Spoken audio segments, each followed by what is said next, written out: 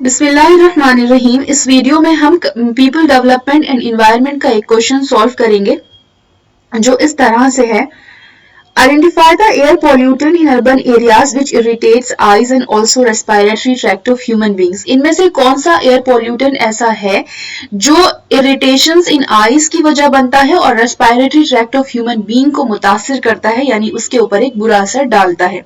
तो particulate matter ऐसा करता है, ऑक्साइड्स ऑफ नाइट्रोजन ऐसा करता है, या फिर सरफेस ओजोन, या फिर कार्बन मोनोऑक्साइड। तो इसका आंसर तो हमें साफ साफ पता है, वो ये है कि सरफेस ओजोन की वजह से ऐसा होता है कि आईज में इरिटेशन फील होती है और क्या कहते हैं, ह्यूमन का रेस्पिरेटरी ट्रैक्ट जो है वो असरअंदाज हो जाता है। क्यों ऐसा होता है, आइए इसके बारे में जानते हैं। इसके बारे में जानने के लिए हमें जानना पड़ेगा सरफेस ओजोन को, कि सरफेस ओजोन क्या है।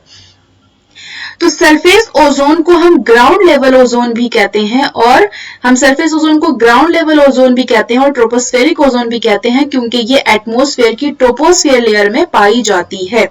तो ये क्यों असरअंदाज या क्यों मतलब ये खतरनाक होती है, क्यों इसकी वजह से ये होता है कि आईज में इरिटेशन होती है या फिर ह्यूमन का जो है रेस्पिरेटरी सिस्टम इससे मुतासिर होता है, असरअंदाज हो जाता है।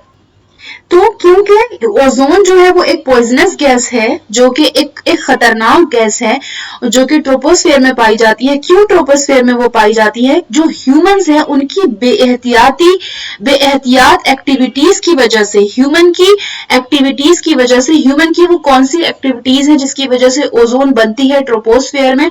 फॉसिल फ्यूल बर्निंग है, ट्रांसपोर्टेशन है, power plant and industrial activities हैं, और क्या कहते हैं व्हीकल एक्टिविटीज हैं, या फिर रेफ्रिजरेटर्स का यूज है ज्यादा से ज्यादा सी, या फिर क्या कहते हैं उसको एसीज वगैरह का ज्यादा से ज्यादा यूज है। तो इनका जरूरत से ज्यादा कंटिन्यूअस इस्तेमाल, जरूरत से ज्यादा कंटिन्यूअस ये एक्टिविटीज जो हैं ट्रोपोस्फेयर में ओजोन क्रिएट करती हैं, तो उसकी वजह से ह्यूमन की सेहत पर जो है, इंसानों की सेहत पर एक गलत असर पड़ता है, एक नुकसानदेह मतलब ये हो जाती है, जिसकी वजह से बहुत सारी बीमारियां होती हैं।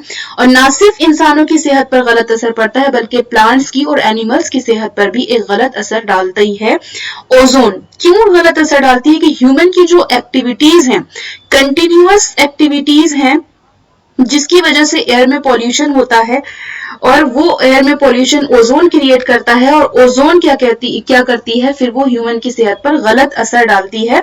तो वो क्या क्या चीजें हैं जिसकी वजह से ओजोन वजह बनती है, जिनकी वो क्या बीमारियां हैं या वो क्या नुकसानात हैं जो ओजोन की वजह से सामना करना पड़ते हैं। वो है इरिटेशंस इन आईज। ह्यूमन की सेहत पे जो असर पड़ता है वो ये है कि आईज में एक इरिटेशन सी होती है, दूसरा कफिंग होती है, तो तीसरी चीज थ्रोट एंड चेस्ट डिसीजेस हो सकती है इससे ओजोन से, जो वो ओजोन जो ट्रोपोस्फेयर में पाई जाती है। क्योंकि हमारे पास जो है ओजोन भी दो तरह की होती है, एक बैड ओजोन होती है और एक गुड ओजोन होती है। जो बैड ओजोन होती है वो ट्रोपोस्फेयर में पाई जाती है, जो ह्यूमन को नुकसान देती है, जो एटमॉस्फेयर पे गलत असर डालती है। एक जो होती है स्ट्रेटोस्फेयर में पाई जाती है, जो कि अच्छी होती है और जो कि हमारे लिए फायदेमंद होती है। तो चौथी चीज क्या होती है, इससे ओजोन से, वो ओजोन जो ट्रोपोस्फेयर में पाई जाती है उससे लंग डिसीजेस होती हैं और प्लांट्स भी खराब हो जाते हैं। प्लांट्स के ऊपर भी वो मतलब बुरा असर डालती है, जिसकी वजह से पौधे जो है सही से उग नहीं पाते हैं, और एनिमल्स पर भी ये एक बुरा असर डालती है। तो ये थी सरफेस ओजोन, जिसकी वजह से हमारी आईज में इरिटेशन होती है, और थ्रोट एंड चेस्ट डिसीज यानी रेस्पिरेटरी ट्रैक्ट्स ऑफ ह्यूमन में इफेक्ट करता है, यानी ह्यूमन की सांस लेने की जो प्रक्रिया होती है उस पर भी ये एक असर डालती है।